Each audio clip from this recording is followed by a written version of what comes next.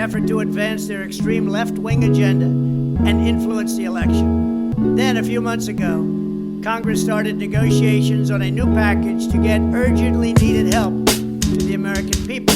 It's taken forever.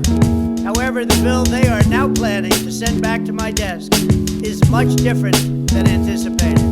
It really is a disgrace. For example, among the more than 5,000 pages in this bill, which nobody in Congress has read because of its length and complexity, it's called the COVID Relief Bill, but it has almost nothing to do with COVID. This bill contains $85.5 million for assistance to Cambodia, $134 million to Burma, $1.3 billion for Egypt and the Egyptian military, which will go out and buy almost exclusively Russian military equipment, $25 million for democracy and gender programs in Pakistan, $505 million to Belize, Costa Rica, El Salvador, Guatemala, Honduras, Nicaragua, and Panama, $40 million for the Kennedy Center in Washington, D.C., which is not even open for business, $1 billion for the Smithsonian, and an additional $154 million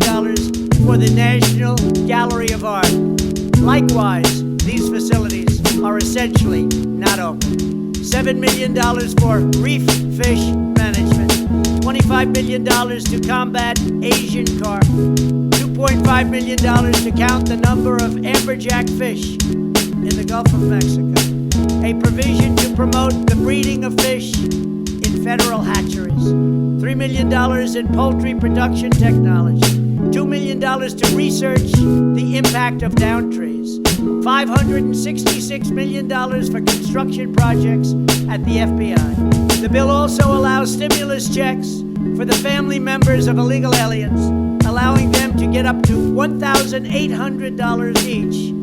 This is far more than the Americans are given. Despite all of this wasteful spending and much more, the $900 billion package provides hardworking taxpayers with only $600 each in relief payments, and not enough money is given to small businesses, and in particular restaurants, whose owners have suffered so grievously. They were only given a deduction for others to use in business their restaurant for 2 years.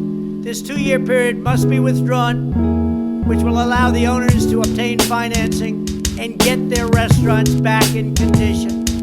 Congress can terminate it at a much later date, but 2 years is not acceptable. It's not enough. Congress found plenty of money for foreign countries, lobbyists, and special interests, while sending the bare minimum to the American people who need it. It wasn't their fault. It was China's fault, not their fault.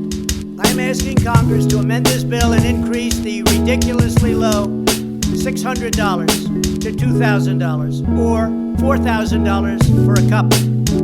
I'm also asking Congress to immediately get rid of the wasteful and unnecessary items from this legislation and to send me a suitable bill, or else the next administration will have to deliver a COVID relief package. And maybe that administration will be me.